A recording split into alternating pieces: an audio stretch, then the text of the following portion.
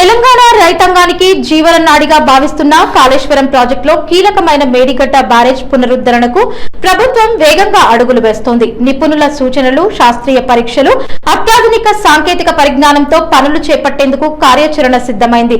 ఈ పునరుద్ధరణ పూర్తయితే 16,50,000 ఎకరాలకు సాగునీరు అందడంతో పాటు రాష్ట్రంలో కరువు సమస్యకు శాశ్వత పరిష్కారం లభించనుంది. పూర్తి వివరాలు మా ప్రత్యేక కథనంలో చూద్దాం. తెలంగాణ వ్యవసాయ రంగానికి ఎంతో కీలకమైన కాళేశ్వరం ప్రాజెక్టులో భాగమైన మేడిగడ్డ బ్యారేజ్ పునరుద్ధరణ పనులకు ప్రభుత్వం ప్రత్యేక ప్రణాళికతో ముందుకు సాగుతోంది. గతంలో జరిగిన నిర్మాణ లోపాల కారణంగా దెబ్బతిన్న మేడిగడ్డ, అన్నారం, సుందిళ్ల బ్యారేజ్లను పూర్తి స్థాయిలో పునర్నిర్మించేందుకు నిపుణుల బృందాలు ఇప్పటికే క్షేత్రస్థాయిలో పరిశీలనలు నిర్వహిస్తున్నాయి. ఎన్డీఎస్ఏ, సిడబ్ల్యూసీ సంస్థల సాంకేతిక నివేదికలు, ఐఐటి నిపుణుల సూచనల ఆధారంగా కొత్త డిజైన్ తో పునరుద్ధరణ పనులు చేపట్టనున్నారు. ఇటీవల భారీ నీటిపారుదల శాఖ మంత్రి ఉత్తమ్ కుమార్ రెడ్డి మేడిగడ్డను సందర్శించి పనుల పురోగతిపై అధికారులతో సమీక్ష నిర్వహించారు. అత్యున్నత నాణ్యత ప్రమాణాలతో పనులు చేపట్టి భవిష్యత్తులో ఎలాంటి సమస్యలు తలెత్తకుండా చర్యలు తీసుకోవాలని సూచించారు.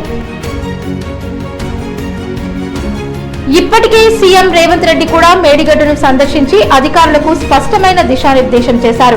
రైతు ప్రయోజనాలే ప్రభుత్వ ప్రధాన లక్ష్యమని, ప్రాజెక్ట్ ని తిరిగి పూర్తి స్థాయిలో అందుబాటులోకి తీసుకురావాలని ఆదేశించారు.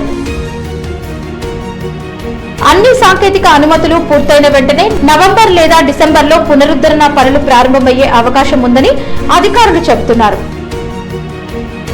వచ్చే ఏడాది జూన్ నాటికి పనులు పూర్తి చేసి సాగునీరు అందించడమే లక్ష్యంగా ప్రభుత్వం పనిచేస్తోంది.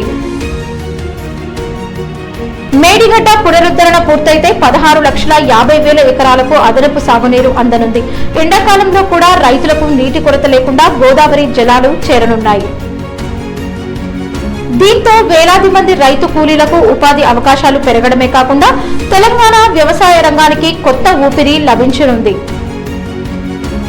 రాష్ట్రంలో కరువు పరిస్థితులను దూరం చేసి బీళ్లలో గోదారమ్మ పరవళ్లు తొక్కే రోజులు మళ్లీ రావాలని రైతాంగం ఆశాభావంతో ఎదురు చూస్తోంది. మేడిగడ్డ పునరుద్ధరణ పనులు విజయవంతంగా పూర్తయితే తెలంగాణ వ్యవసాయ రంగంలో కొత్త అధ్యాయం ప్రారంభం కానుంది. రైతన్నల ఆశలు ఫలిస్తాయా?